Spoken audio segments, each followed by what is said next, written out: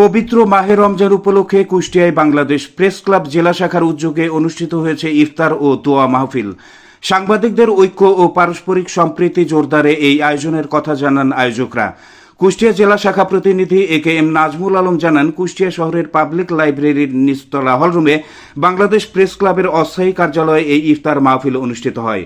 অনুষ্ঠানে স্থানীয় সাংবাদিক, সুধীজন ও বিভিন্ন পেশাজীবী অংশ নেন।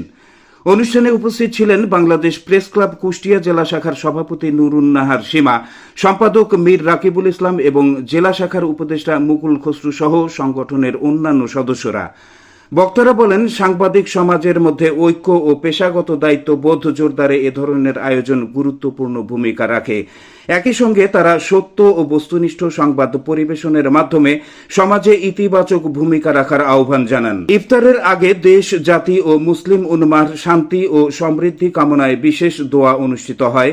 পরে উপস্থিত সবার মাঝে ইফতার পরিবেশন করা হয়। প্রিয় দর্শক, এতক্ষণ দর্পণ বাংলার সাথে থাকার জন্য ধন্যবাদ।